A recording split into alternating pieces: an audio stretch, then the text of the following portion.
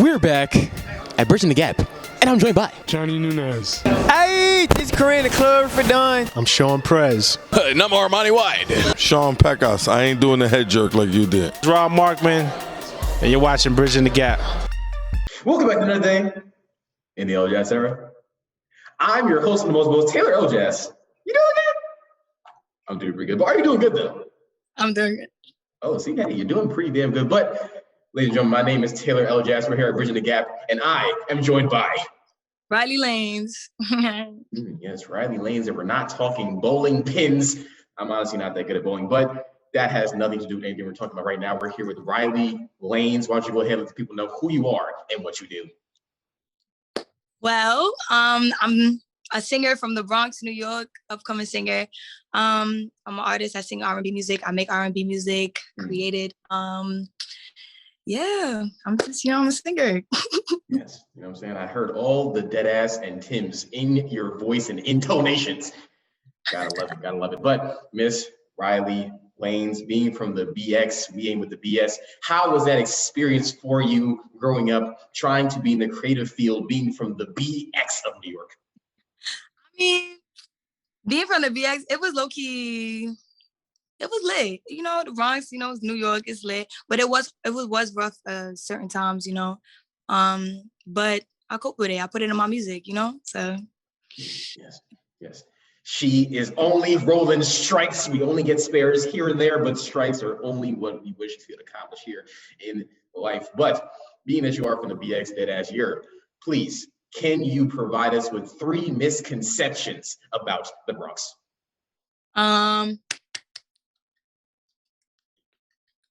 It's dirty.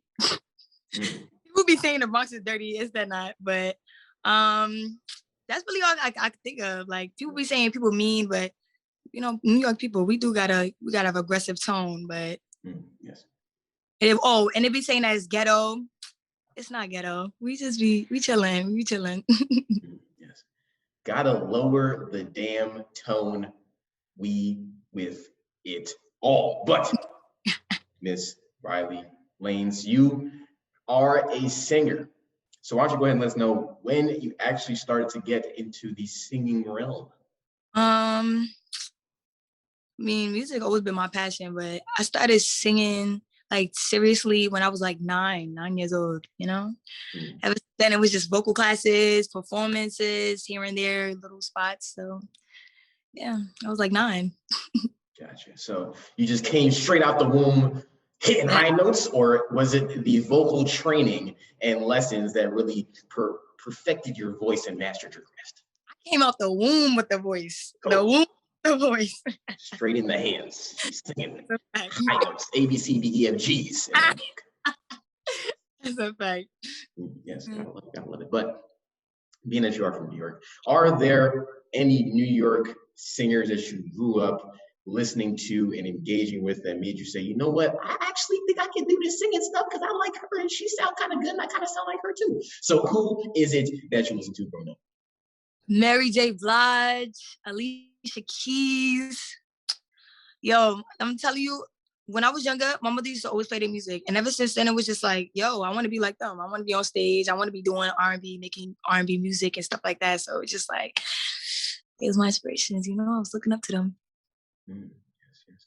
Miss Mary J., hop up in a party. You see what we are kicking with. I was going to say something about Empire State of Mind, but that is Alicia Keys. I don't want to mix up my black keys. But Rileyy to the Lanez, for an individual that came from New York, all right, a lot of music birthed in New York. Do you feel like somebody living in New York should leave New York in order to really blow up? Or does a person just need to deal with whatever situation that they're in?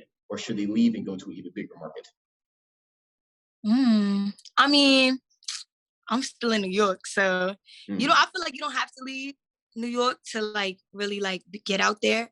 But some people, I see why some people do feel like they have to leave because like in other places, like there's more opportunities. Well, I mean, New York opportunities, but you know what I mean, like ATL, like there's more producers and stuff like that. Like I will understand why people would want to leave New York, but me personally, I feel like you don't have to leave New York because I'm an upcoming artist from New York, and I'm doing my shit, I'm doing my thing. So it's like, yeah, I feel like you don't have to leave, you know?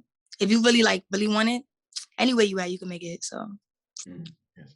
It's so hard to leave when you know you can't get a valid chopped cheese anywhere else. You gotta make sure you get the authentic chopped cheese. It's hard to leave the DX when the chopped cheeses are just in abundance. But being that you are from New York, the New York motive is going to continue to roll on here. What is the impact that being from New York has had on your overall sound? I would say it would have to be like, what's the word that I want to say? The roughness, like the edginess, you know what I'm saying? Like when I make music, it's like, it's coming from somewhere. And it's like, since I'm from New York, it's just like fresh. I can't explain it. It's like, I can't say what I'm trying to say. Like, it's just the edginess, you know, like New York, like automatically it's tough. Like different boroughs, it's tough. But it's like when I make my music, my flavor from New York and how I'm feeling, it's all going into it. You know what I'm trying to say? Like, yes. And the sounds of it, and why you admit that you're ready to hit somebody with a two-piece, no Popeyes. If they ready to play with you, you got actions and mashed potatoes on the side with it. Okay, don't play with Rileyy Lanez. She only hits strikes, no spares. But speaking of Rileyy Lanez, what does the name Rileyy Lanez mean to you? Rileyy Lanez. I mean, star, you know? Like, when Rileyy, like I said, like, I don't know if you know this, but Rileyy is something I made up in high school. So it was just like, I wanted to be a new person. So when I was in high school, elementary school, you know, that really wasn't it for me. So when I got to high school, it was like, you know, it's a new environment, new setting, new people. Like, I want to be somebody else. So when I made up Rileyy, that was the reason. And that's when it was just like, oh, this is another side to me. This is another, you know, part of me, Rileyy Lanez. So Rileyy is just somebody that'll be on stage, singing, doing her music. Music is her passion, you know, so Rileyy, it's just, you know, it's me. Let me see you 1-2 step. I love it when you 1-2 step. But Miss Rileyy Lanez, do you feel like to be in the music and entertainment industry, you need to separate you as a person from you as an entertainer? Yeah, of course. Yeah, because when I'm with my family, I'm Haley, you know, like I'm a whole nother person. I'm a family person, you know. But when I'm Rileyy, it's somebody different. That's business. That's work. This is my passion, you know. So it's like, yeah, definitely different. You separate.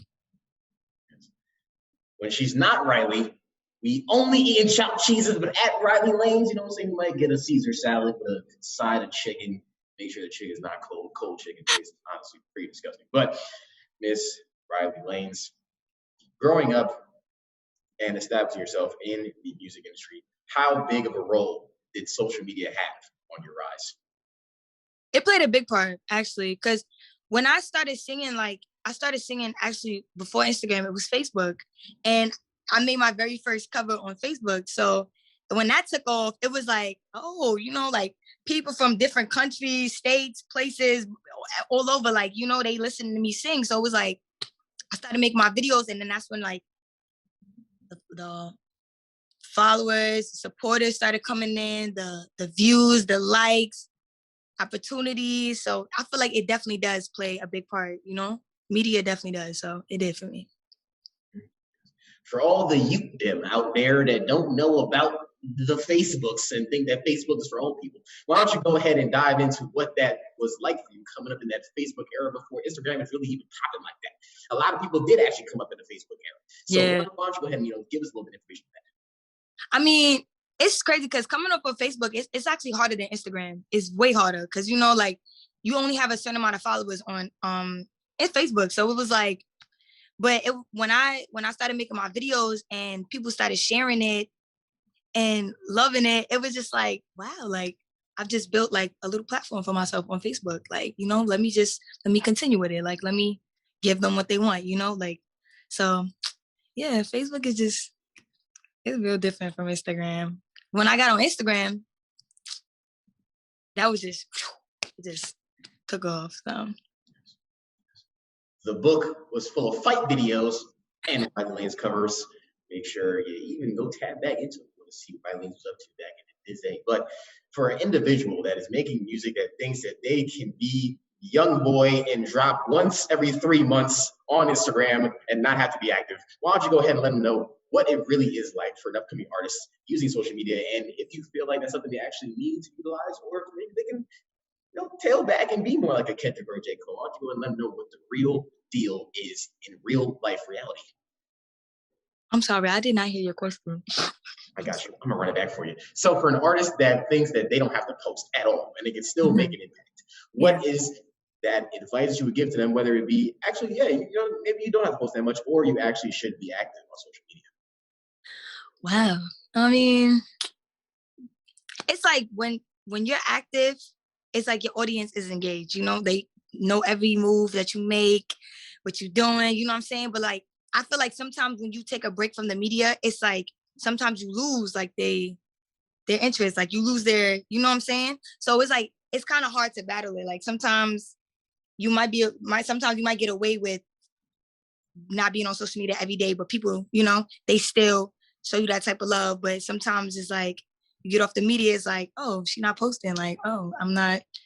It's kind of hard. I can't say, like sometimes I do be on the media, like when I drop a project, and stuff like that. But overall, me personally, I really don't be on the media like that. Like that.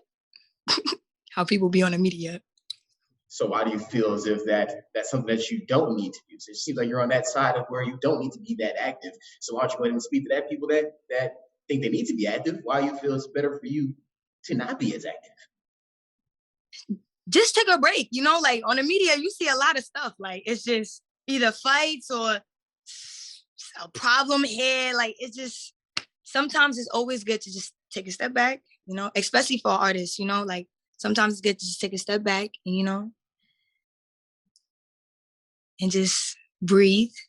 And, because sometimes the media could be like toxic sometimes, and especially being a public figure is like, you get a lot of texts. Like sometimes it's not always good, sometimes it's always bad, so it's just like taking that break is always needed. But yeah, for me personally, so very important to have a cleanse.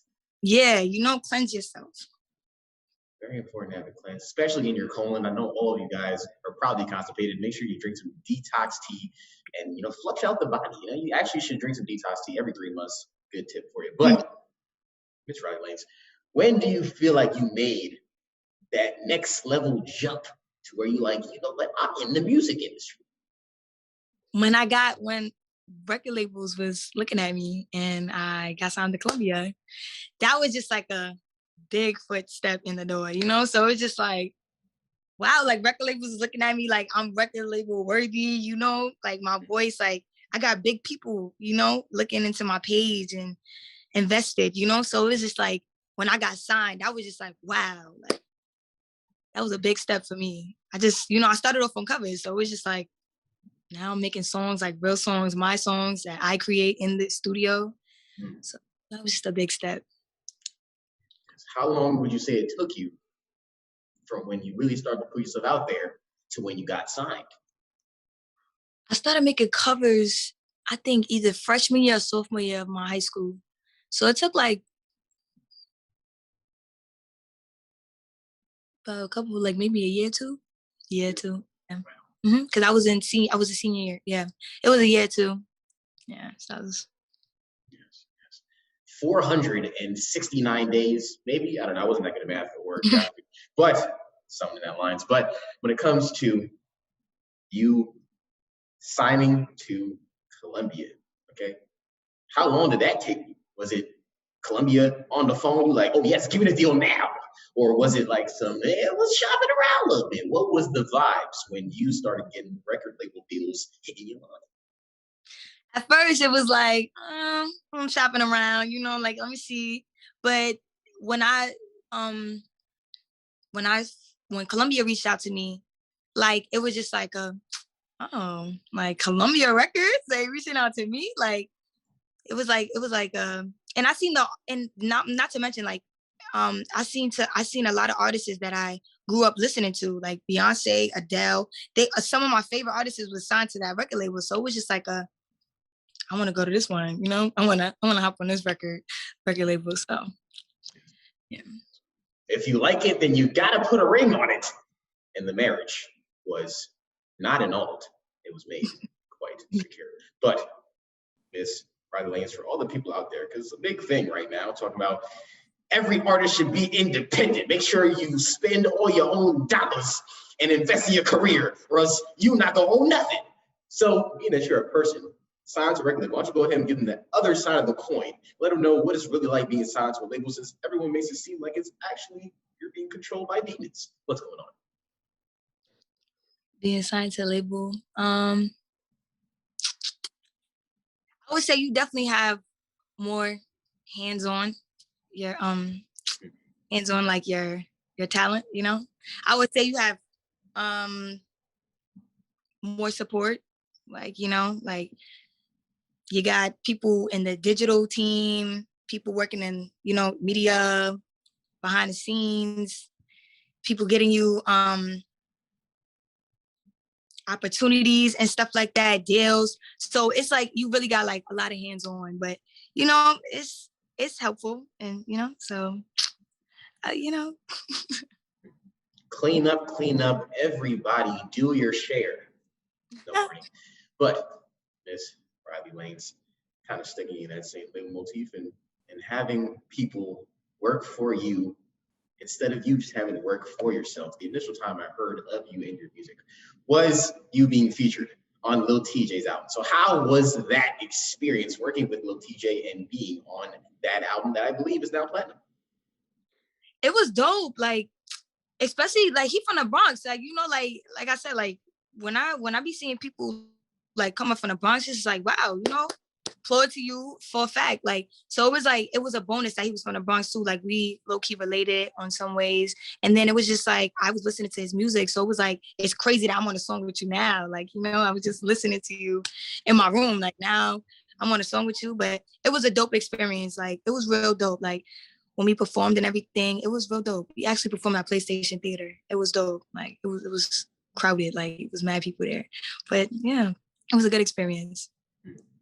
And then they shared a chopped cheese, and it was happily ever after. But Ms. Rileyy Lanez, in the same motif of working with other artists, how was it like working with Mr. Many Men Wish Death Upon Me? It was a good experience. It really was. Like, I can't really say too much, but it was really dope. Like I said, like being able to be on that project, like that single with him, like it was dope. And him was nice enough to like put me on his album. Like, you know, I'm an upcoming artist, so it was just like that was dope. 50 Cent gave you the whole dollar on that one. Gotta love it.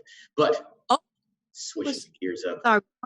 I thought we were still on Lil Tjay. I'm so sorry. You talking about 50 Cent? I'm so sorry. Oh, wow. I'm so sorry. I actually didn't know that Lil Tjay came out with a Many Men Wish Death Upon Me, but hey, you know, I should go check out that song if it does exist. But we were actually talking about Mr. 50 to the damn cent. So how was that experience working with Mr. 50 Cent, no dollar? It was crazy because I was dead in the studio recording another song, and the engineer, he's also the engineer for 50. The engineer was like, yo, 50 looking for this female to do these background vocals on the song for. I was like, okay, like, let me hear it. So we heard it, and I was like, oh, this shit is dope. Like, I want to do it. And he was like, yeah. So he told me, like, go in the booth, just do it, like, run it through and do the background vocals. And I did it, and he played it for 50. 50 was like, yeah, yo, this shit is dope. Like, keep on it. And yeah, it was just, I was so excited, like, working with 50 Cent. Like, come on, he known in the streets. So that was a dope experience, for real. He gave you that background power. That's a fact. But switching up the gears a little bit, Miss Rileyy Lanez, let's get into your personal style of singing. Okay, I got a nice little question for you. Right. If you had to describe your musical style in 3 emojis, what would those 3 emojis be?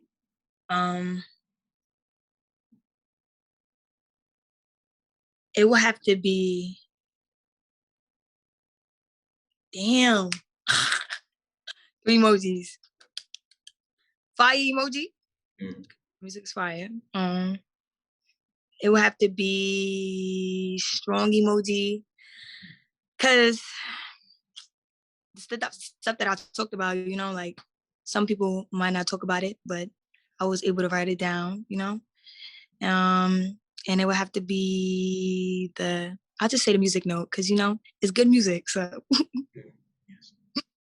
Gotta flex them muscles.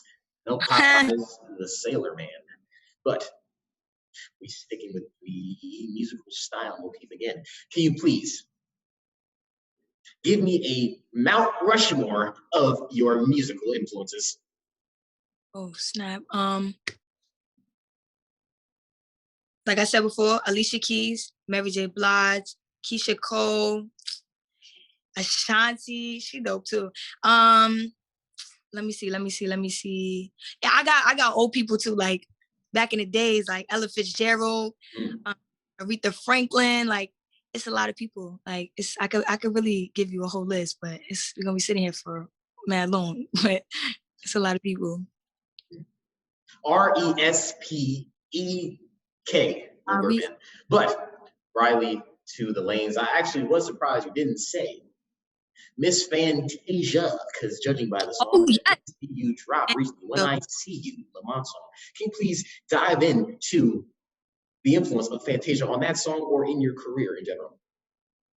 Fantasia, for a fact, like I grew up listening to When I See You. When I tell you, like that was my song. Like even on some of her other songs too, for a fact. But When I See You, it just like the beat itself and just the melody, it just stuck with me. And so when I decided to write a song for my pops, I just knew off the back, like, I wanted to do that beat. Like, I definitely did.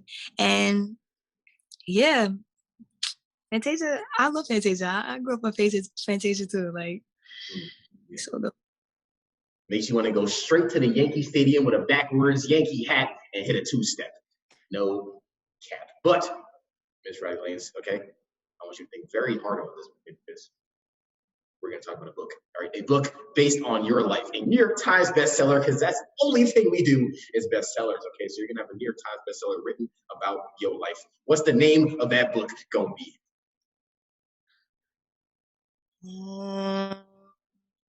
The name of that book, Trust the Process. Why? That's what, because I'm telling you, that right there, trust the process, that saying, it's a fact. Definitely trust the process. I will say that about my whole life. Trust the process. Trust the process. Trust Indeed. Miss Rileyy Lanez, if you had to give some advice to an upcoming artist trying to get their foot in the door in the music industry, what would that advice be? I'm sorry, say that one more time. I'm gonna run it back for you. If you had to give some advice for an artist trying to get their foot in the door in the music industry, what would that advice be? Don't listen to nobody else. Listen to what you believe. How you feel is how you feel. Speak your mind. Don't let nobody brainwash you. Don't let nobody tell you anything different. Stand your ground, especially for a young woman. Stand your ground, for a fact. It's very hard for a young woman to make it in the industry, but stand your ground. Stay focused, stay motivated, stay positive. And trust in the man upstairs, God. So, definitely. Stand your ground. No BLM 2021. Miss Rileyy Lanez, as we begin to wrap up this Bridging the Gap interview, I have 3 rapid fire questions for you. Are you ready? Okay. That has to be your facts. First up, Keisha Cole or Ashanti? Keisha Cole. Why? Keisha Cole, because I don't know, Ashanti got hits too, but I just feel like, I don't know. Keisha Cole, she just, like, she just got when she sing, it's like, it's from here, it's from the gut. You know what I'm saying? Like, her voice is very strong. Like, it's just so, I love Keisha Cole. Keisha Cole. Feeling it all the way in the back of your liver. Next up. Freestyling a song or writing a song. You said freestyling a song or writing a song? Indeed. Writing. Why? I feel like the process just is, for me, like the process just dope, you know? Like you sit there, think of a topic, you want to write about it, you write about it. But I feel like when I write, like, especially me, because the songs that I make is like, it's either based on something that I've seen or I've been through. So that process just like, it's like a whole nother connection with the song that you just created. And I just love the process. So I rather writing than just, you know. Give me talk back to, what's the word? What you want to do? Lastly, being single or being in a relationship. Single. Why? You know, you're free. Like, you know, you do what you want to do. You don't got to worry about nobody's feelings. Just single, you know? Go about your day. Do what you want to do. Living young, wild, and free. Ladies and gentlemen, my name is Taylor Elajas. Can you please say my name is, and insert your name, and you're watching Bridging the Gap. I'm running back for you. My name is Taylor Elajas. Can you please say, you look at me right there, you Rileyy Lanez. My name is, and insert your name, and you're watching Bridging the Gap. My name is Rileyy Lanez, and you're watching Bridget the Gap. Okay, let me try it again. That's what you want me to say, right? That's what I said. My name is Rileyy Lanez, and you're watching Bridget the Gap. Bow! Somebody get him. All these leeches, they got up in them. Yeah, somebody get him. All these leeches, they got up in them. Yeah, somebody get him. All these leeches, they got up in them. When I was down, you wasn't up now. I got the crown, you gotta duck down. When I was down, you wasn't up now. I got the crown, you gotta duck down. I see the fake, I smell the phony. Your beanies is lame, boy, I ain't joking. This ain't a con, I'll leave you lonely.